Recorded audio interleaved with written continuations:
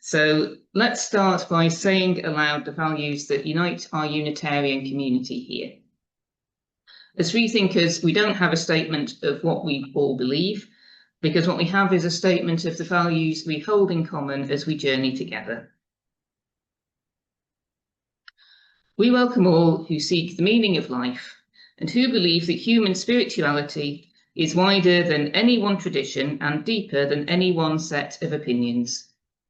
With respect for our Christian origins, we seek to explore truths from all sources. Our fellowship gives us strength and encouragement in daily living. And I'm going to light our chalice candle with these words, and then we're going to have some short opening words as well.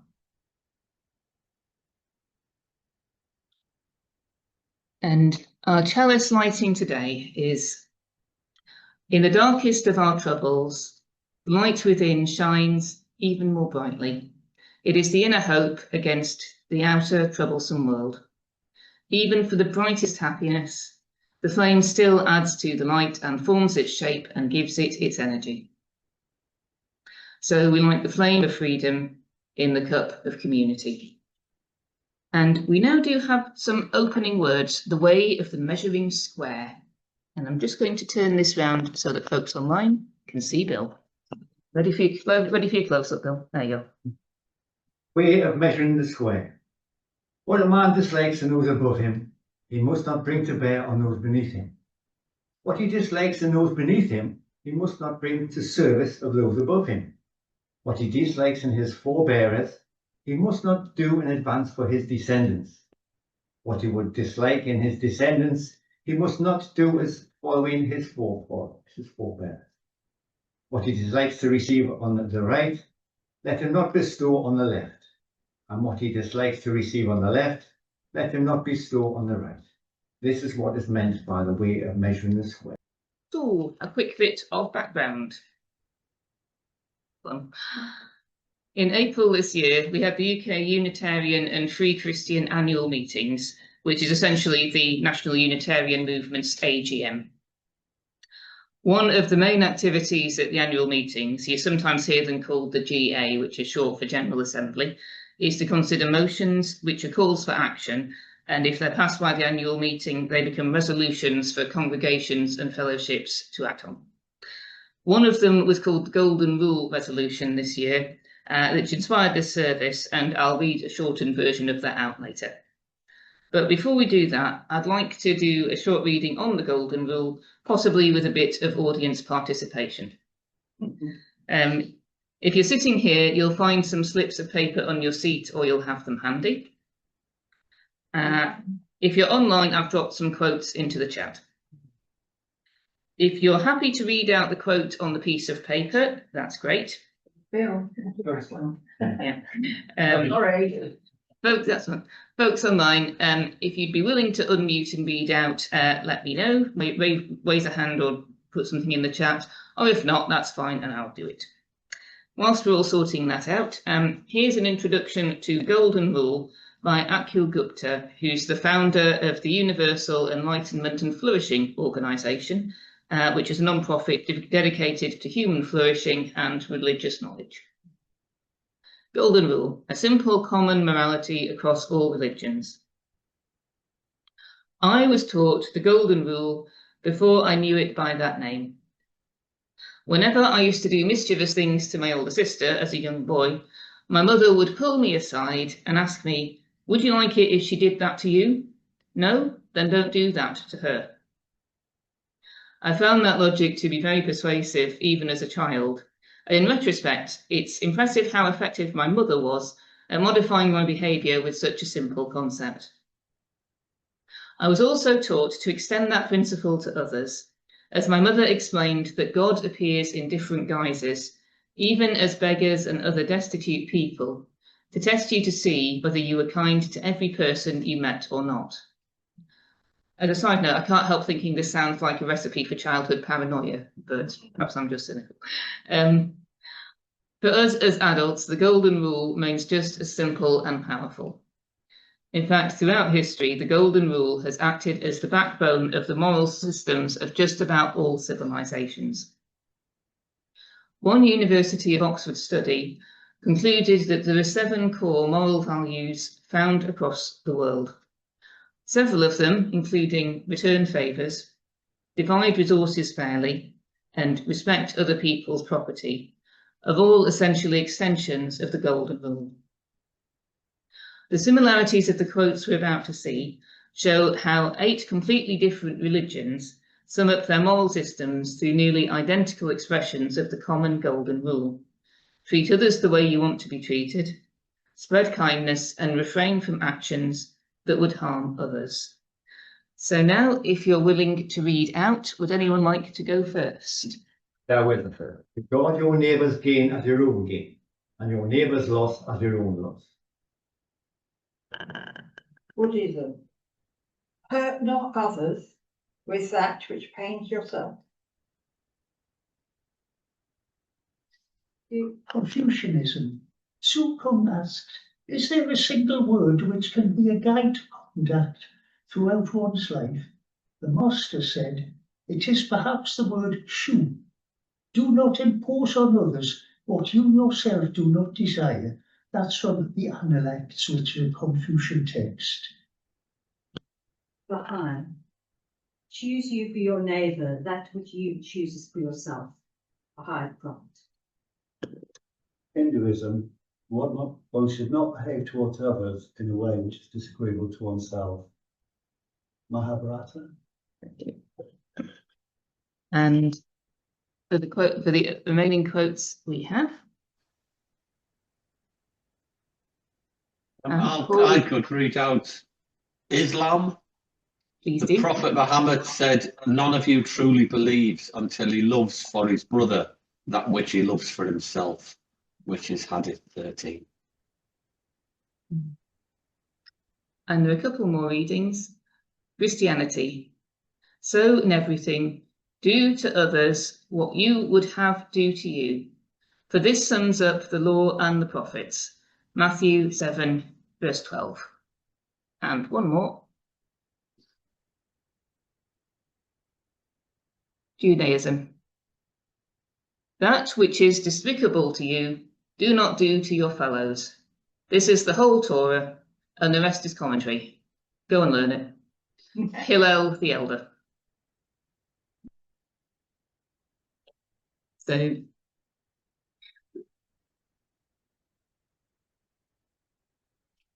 those of you who have an order of service in front of you, whether it's a paper copy or the one I dropped into the chat as a Word file, you might have spotted there is a picture on the front. It may be a slightly puzzling picture, which I'll now explain. Here it is online. Taken by me. That is the Peace Pole at Great Hucklow. I've just returned from a week there. The Nightingale Centre is the Unitarian Conference Centre in Great Hucklow. If you'd say UK Unitarianism has a spiritual heart, it probably is, I'd say, the Nightingale Centre and its chapel at Great Hucklow.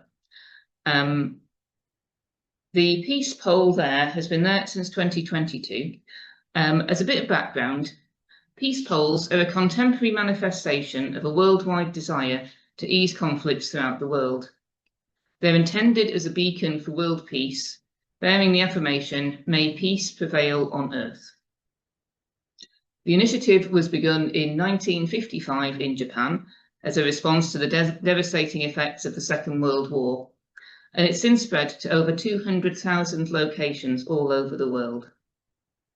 The 2-metre high pole, ideally when they're made from recycled plastic, but they're also sometimes carved from wood. I believe the Hucklow pole is. It bears the inscription, may peace prevail on earth, usually in 8 languages and Braille. You might notice that the peace pole has the names of many ongoing conflicts around the world beneath it, as a sign that we must not forget them, regardless of whether or not the media spotlight happens to be on them this week.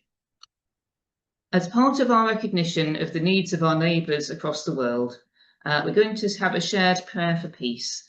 That's the one. All together. O Divine Spirit, help us to accept that none of us is perfect, that we can all make mistakes. Help us to see that when we get angry or push thoughtlessly for our own rights, we may hurt others. Help all people to see the good in others and to recognize that we are all human beings. Help us to accept our differences and glory in our similarities. Help us today to take the first step. May we all smile at a neighbour and talk to a stranger.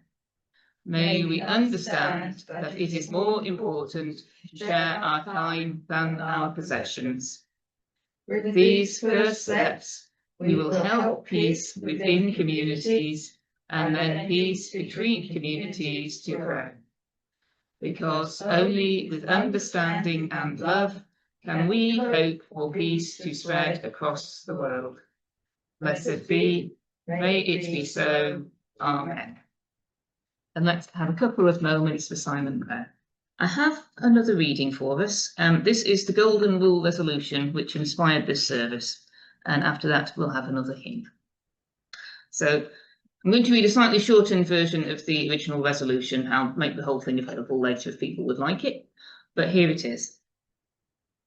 Reaffirming our commitment to the spiritual ethic of the Golden Rule, proclaimed by the world's great religions and inspiring the Charter for Compassion, this General Assembly of Unitarian and Free Christian Churches, acting in this compassionate spirit and that of the Unitarian Universalist Association's seventh principle of respect for the interdependent web of all existence of which we are a part, expresses our full solidarity with the humanitarian life-saving work of the UN Relief and Works Agency, providing essential medical aid, educational facilities and shelter to Palestinians in Gaza and the West Bank.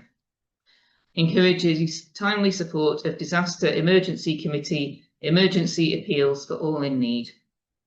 And encourages Unitarian congregations, districts and concerned individuals to honour our 2024 GA Annual Meetings Resolution 6 on Gaza by supporting the Middle East humanitarian appeal of the British Red Cross for urgent medical and other humanitarian aid to suffering people in Gaza.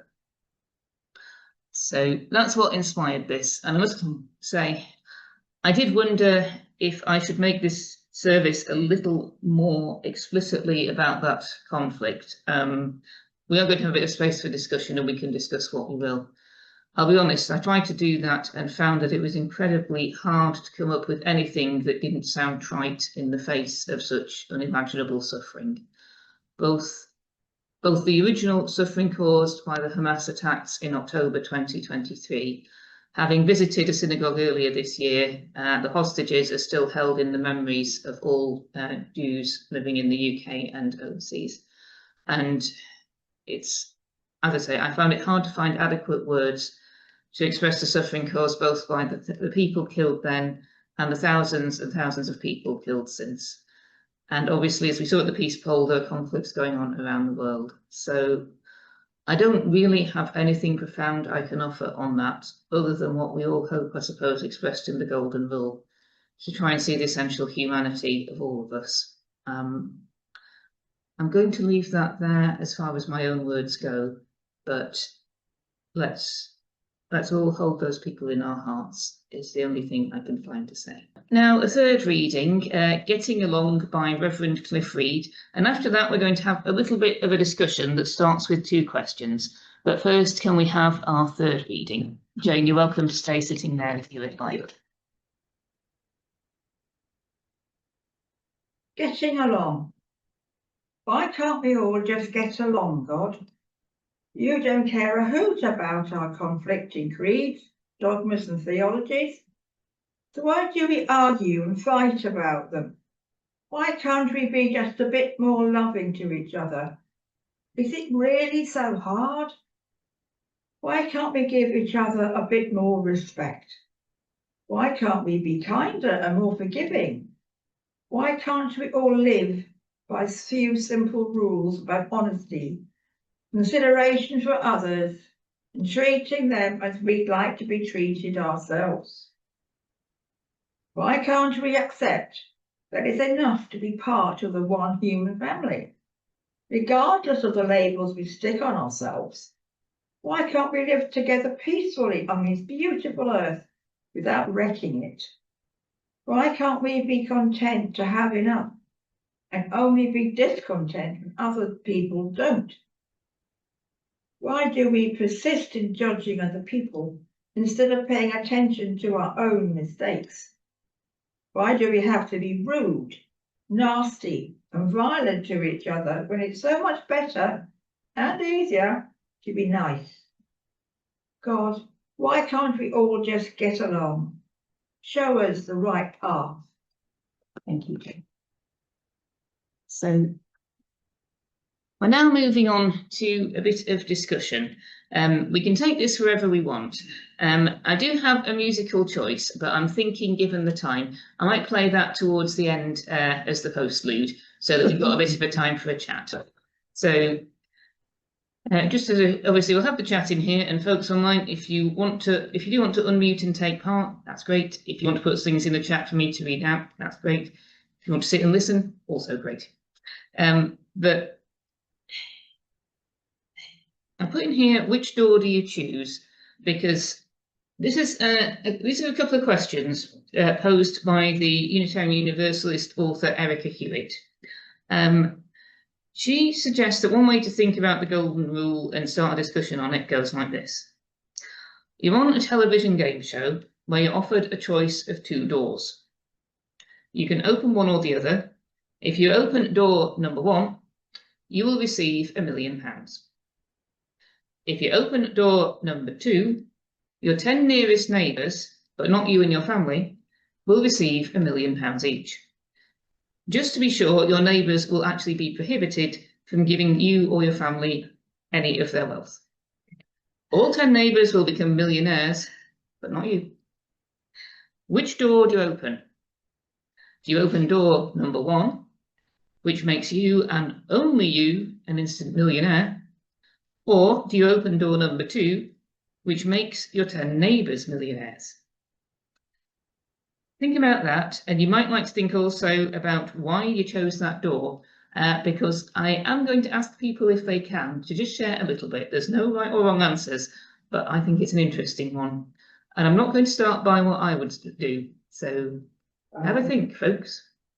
And I'm now going to put out our chalice candle with some final words. We put out the light from the chalice, but its light remains with us until we are able to gather once more. And here is a final prayer, and then I'll follow it with an interlude with some music. A Prayer to the Cosmic Christ by Alex Bryanson. O you who animate the universe, you who are parent, mother and father to us all, you who give us the blessing of life, you who live inside us and without, may we learn to see you in creation, and may we find in this a comfort and a celebration. May we find a name for you that we can love, a call sign to help us find you, a mantra to say as we centre ourselves, and try always to treat others as we would have ourselves be treated. So may it be. Amen.